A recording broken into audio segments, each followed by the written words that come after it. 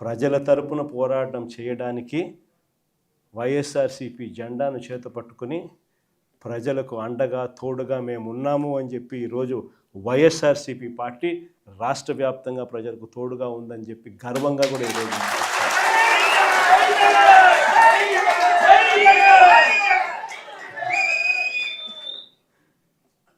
ఇలాంటి పరిస్థితుల మధ్య చూస్తా కన్ను మూసుకొని కన్ను తెరిచేసరికి ఇక సగం టర్మ్ అయిపోయింది.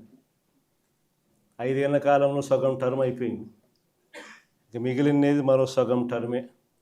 ఈ సగం టర్మ్లో కూడా ఇంకొక సంవత్సరం దాటితే రేపు సంవత్సరం చివరిలోకి వచ్చేసరికి నా పాదయాత్ర కూడా స్టార్ట్ అవుతుంది.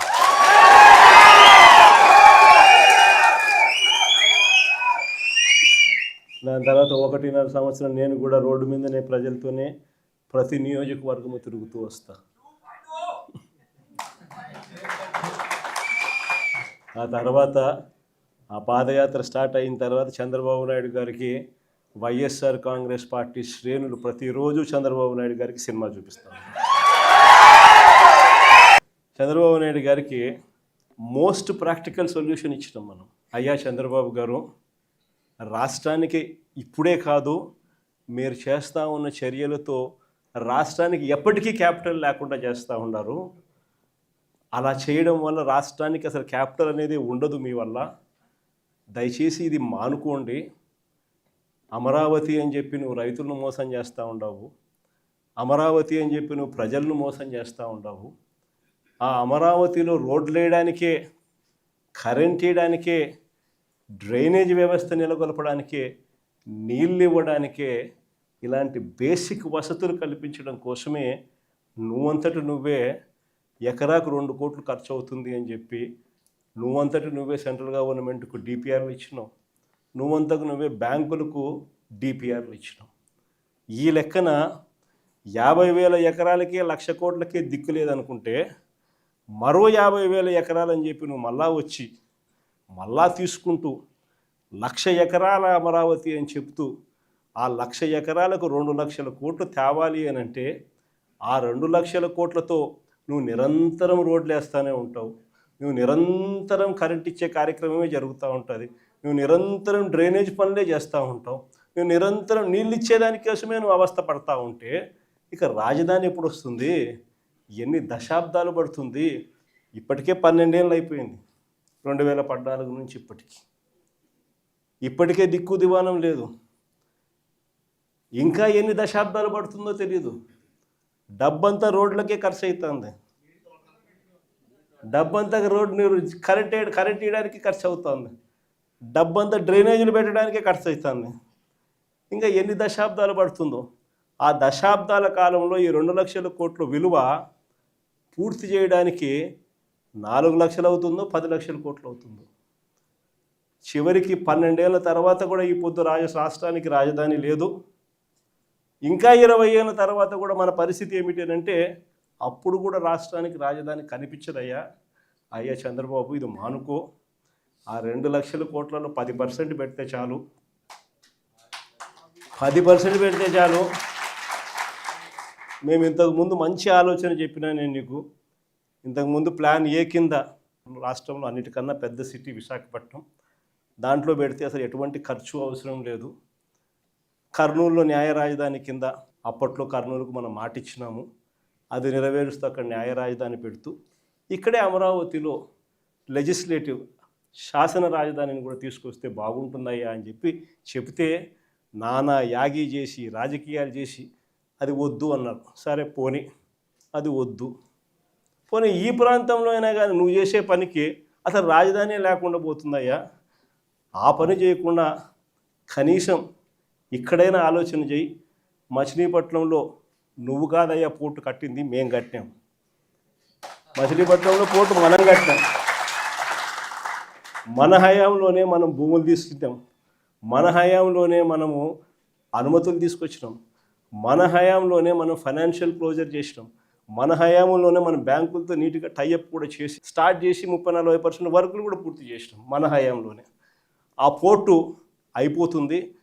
మచిలీపట్నం నుంచి విజయవాడకు కేవలం 70 కిలోమీటర్లు, విజయవాడ నుంచి గుంటూరుకు మరో 40 కిలోమీటర్లు, మొత్తం ఈ 110 కిలోమీటర్లు హైవే ఉందయ్యా.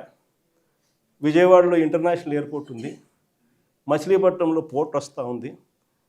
ఈ హైవేకి అటు ఇటుగా ఎక్కడ నువ్వు ఆ బిల్డింగులు ఇక్కడ కడితే దీన్నే మచిలీపట్నంలో నుంచి విజయవాడలో నుంచి విఐ, గుంటూరులో నుంచి గన్ను, మావిగన్ అని చెప్పి ఈ 110 కిలోమీటర్లు ఈ ఎకనామిక్ కారిడార్ కింద, క్యాపిటల్ కారిడార్ కింద డిక్లేర్ చేసి ఆ కట్టే బిల్డింగ్లు ఆడ కట్టుకోకుండా ఇక్కడ కట్టయ్యా. 2 లక్షల కోట్లలో నువ్వు పెట్టే అమౌంట్లో 10% ఇక్కడ పెడితే చాలయ్యా. ఆ రోడ్ల కనెక్టివిటీని కొంచెం ఇంప్రూవ్ చేస్తే చాలు, బ్రహ్మాండమైన రాజధాని ఇక్కడే తయారవుతుంది. డే 1 నుంచే రాజధాని వస్తుంది, ఒక గ్రోత్ ఇంజిన్ తయారవుతుంది. కనీసం 20 ఏళ్ళ తర్వాత అయినా మన పిల్లలు ఉద్యోగాల కోసం ఎక్కడికెక్కడికో పోవాల్సిన అవసరం లేకుండా మా మావిగంలోనే ఉద్యోగాలు దొరుకుతాయ్యా అని చెప్పి అని చిలకకి చెప్పినట్టు చెప్పినా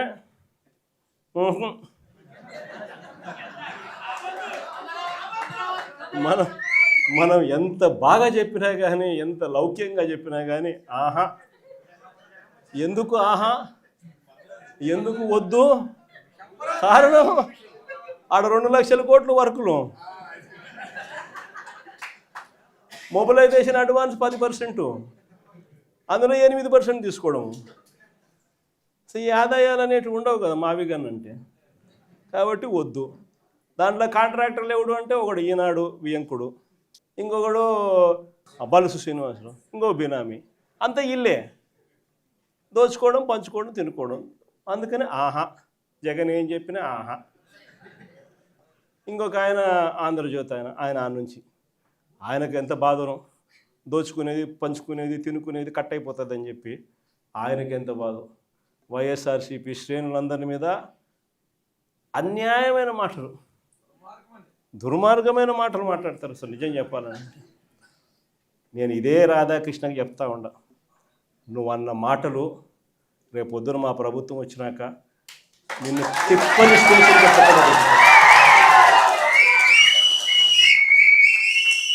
వైఎస్ఆర్సీపీ శ్రేణులను, వైఎస్ఆర్సీపీ కార్యకర్తల భార్యలంటే నీకు అంత అలుసుగా కనిపిస్తుందా రాధాకృష్ణ అని చెప్పి నేను చెప్తాను. ఎవరికైనా వాళ్ళకైనా భార్యలు ఉంటారు, వారి భార్యలను ఉద్దేశించి మనలో ఎవరైనా కానీ మనమైనా కూడా అలా మాట్లాడితే వాళ్ళకి నచ్చుతుందా? ఎవరికి నచ్చదు. నచ్చినప్పుడు అలాంటి మాటలు మాట్లాడేదానికి కనీసం అలాంటి మాటలు మాట్లాడినప్పుడు తప్పు అని చెప్పి కనీసం ఈ నాయకులన్నా చెప్పాలి కదా. ఈ చంద్రబాబు నాయుడు చెప్పడు, ఈ లోకేష్ చెప్పడు, ఇలా దత్తపుత్రుడు చెప్పడు. ఎంత సిగ్గు లేకోకుండా ఆ రాధాకృష్ణ తప్పుడు మాట్లాడితే ఆ తప్పుడు మాటలకు సమర్థిస్తారు వీళ్ళంతా. ఈ స్థాయికి రాజకీయాలు దిగజారిపోతే రేపు పొద్దున ఈరోజు సోషల్ మీడియాలో ఎప్పుడెప్పుడో కమెంట్లు పెట్టినవి తీసుకొని వచ్చి పిల్లలందరినీ తీసుకొని వచ్చి స్టేషన్ల చుట్టూ తిప్పుతున్నారు, జైళ్ళల్లో పెడతా ఉన్నారు, కోట్ల చుట్టూ తిప్పుతూ ఉన్నారు, కొడుతున్నారు. ఇదే రేపొద్దున ఆంధ్రజ్యోతి రాధాకృష్ణ కూడా రేపొద్దున ఇదే జరుగుతుందని ఖచ్చితంగా చెప్తా ఉన్నాను.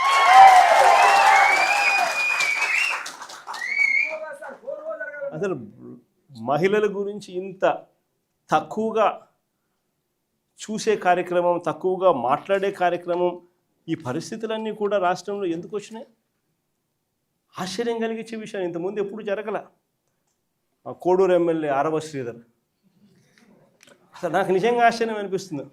జనసేన ఎమ్మెల్యే అంట మోసం చేశాడని, అత్యాచారం చేశాడని చెప్పి పాపం ఆ పాప ఆందోళన చేస్తూ ఉంటే ప్రతి ఒక్కరికి కంప్లైంట్ ఇస్తే ఆ పాపను కొడుతున్నారు.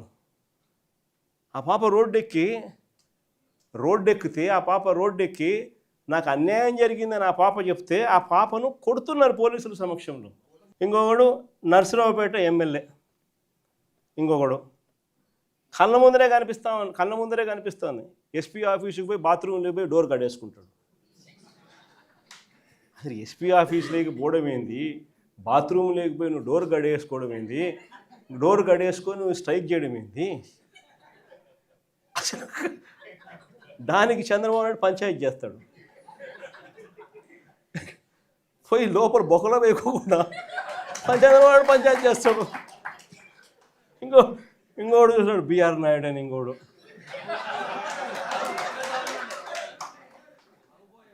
ఆయన ఏం చేస్తూ ఉన్నాడో మనందరం చూస్తూనే ఉన్నాం.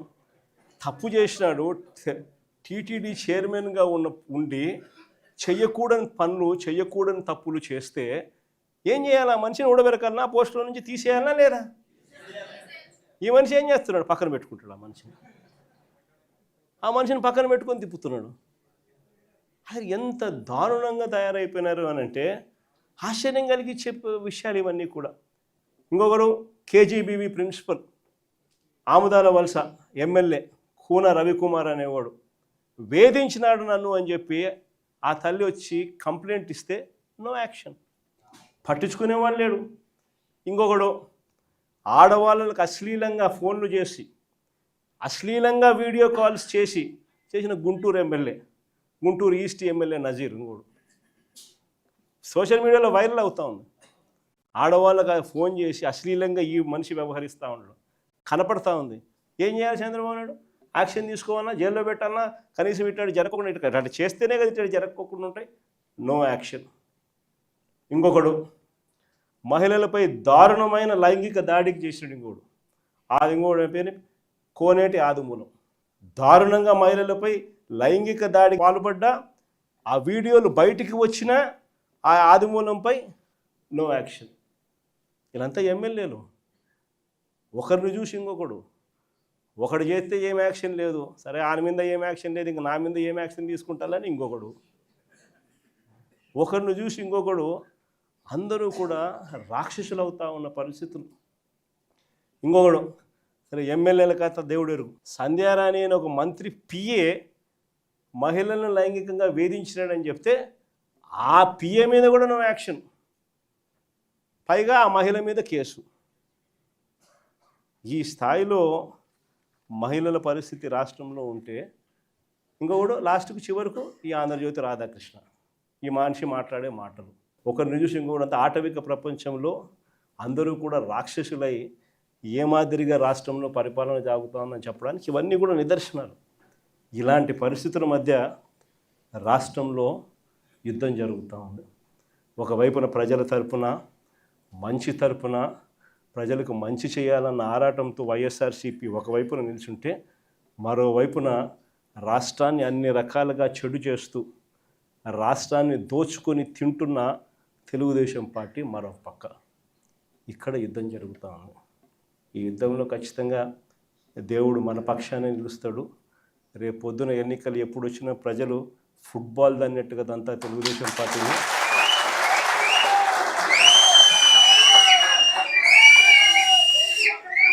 సింగిల్ డిజిట్లు కూడా చంద్రబాబు నాయుడుకి రాకుండా ఉండే పరిస్థితి కూడా అతి త్వరలోనే చూస్తారు.